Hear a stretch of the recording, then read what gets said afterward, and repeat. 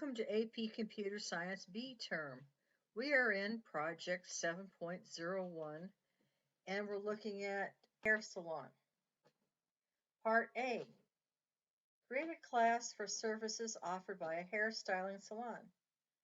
Data fields include a string to hold the service description, for example, cut, shampoo, or manicure, a double to hold the price, and an integer to hold the average minutes it takes to perform the service.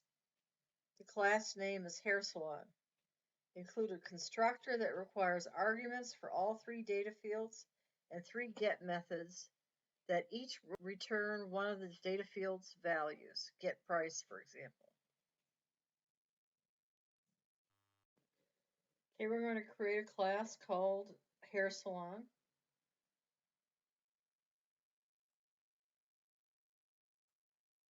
We're going to instantiate a string called name with nothing in it. We're going to instantiate a price double. We're going to instantiate a unit called time, integer. So what are we doing? We're creating a class for Hair Salon that contains some of these services. The price of the service and the average time for the service to be completed.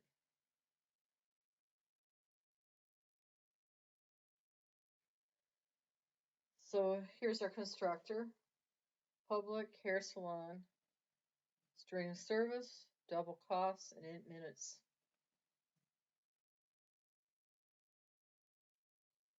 Let's see by the super, right? We have a name, which is the service provided.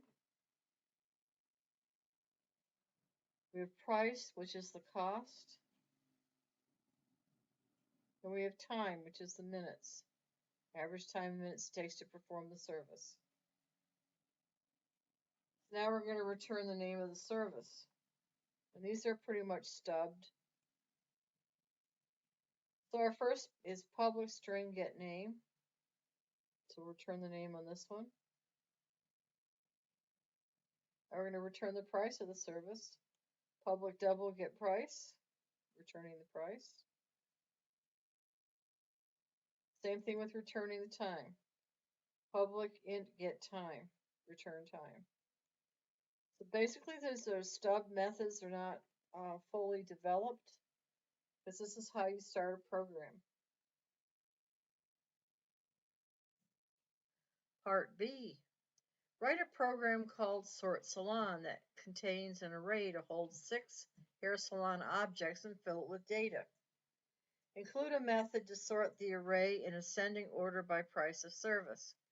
Call the method and display the results.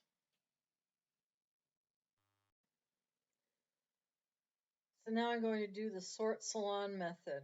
So of course I have to bring in my J option pane. So I'm going to import Javix Swing.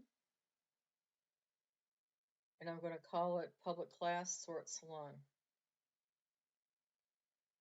So now I'm going to do my 6 salon objects. So I have an array of 6 here.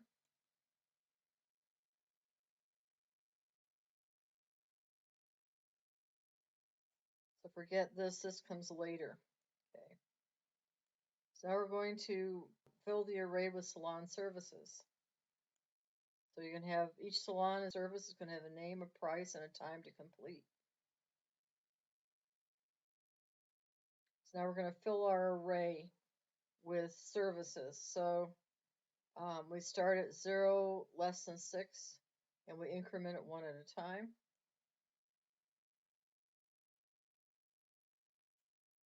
Now our dialog box is going to ask for the name of the service.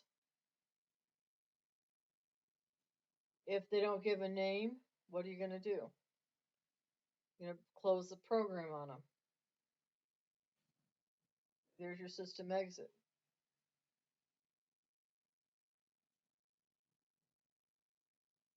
Next, you're going to ask the user for price.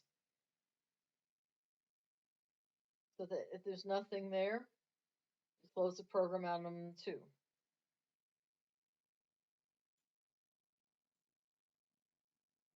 They're going to ask them for costs.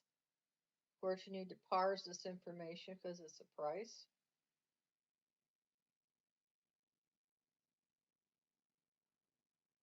You also instantiate time. Of course, that's also a number, so you got to parse that.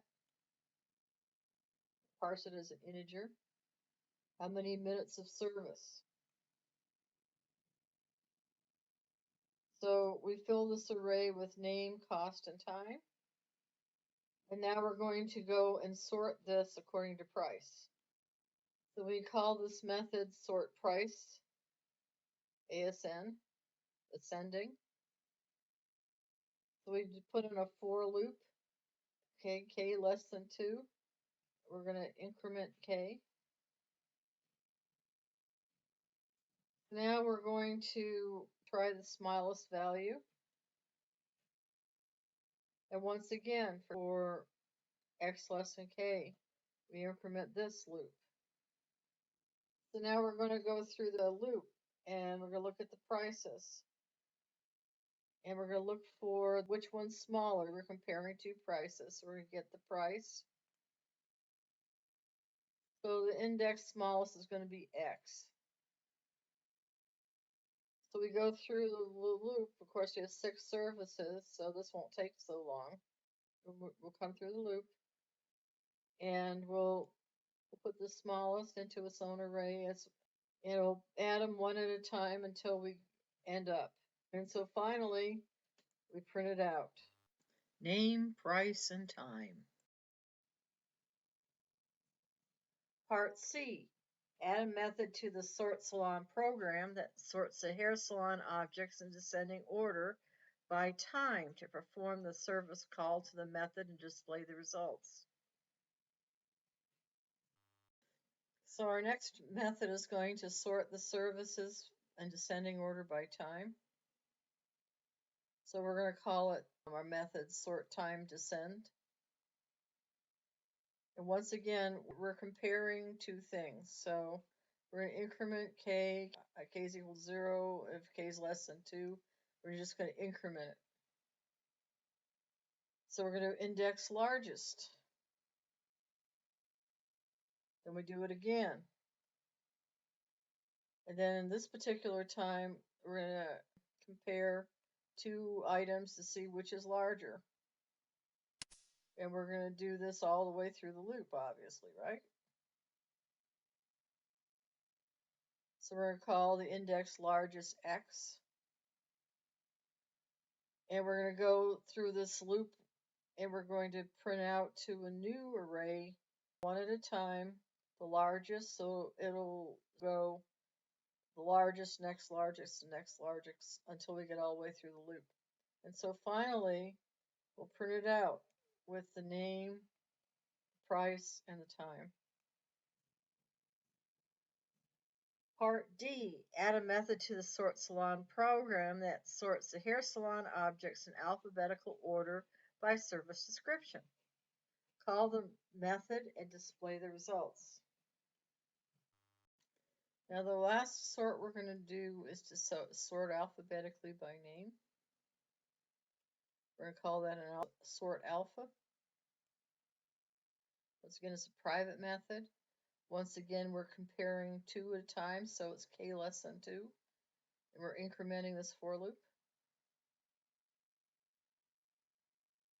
So we're instantiate a variable, call it index first as an int.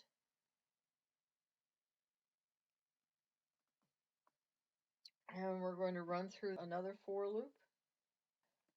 We're going to compare these items one at a time. And we're going to call the first in the alphabet x. And we're going to add it to a new array. And once again, we're going to cycle through it until we fill up the array with all the variables. And then we save that sort. And call this sort index first. Then we run through a for loop to print it out with our name, our price, and our time. Part E, add a prompt to the Sort Salon program giving the user 3 choices. Sort by description, price, or time. Depending on the user's input, call one of the 3 sort methods and display the results. In this particular instance, we're going to ask the user what kind of a sort they want to use. So here we have a pop-up, ask them, how would you like your services arranged? And we number them 1, 2, 3. In the first instance, they sort them by price. They press 2 if they want to sort by time, and 3 if they want to sort by name. That's one long line. So then if the user answers 1, what do?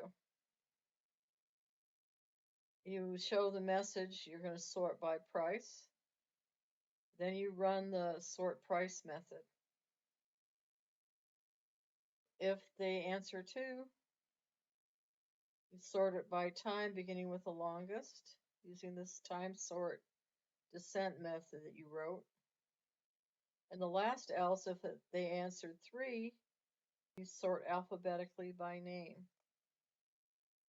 And you have one more else, and this is for an invalid choice. You say, please only answer 1, 2, or 3, and then you go back to the choose sort method. This is where you have a test at the top. You want to fill the array and choose the sort method. See if it works. And that's your program.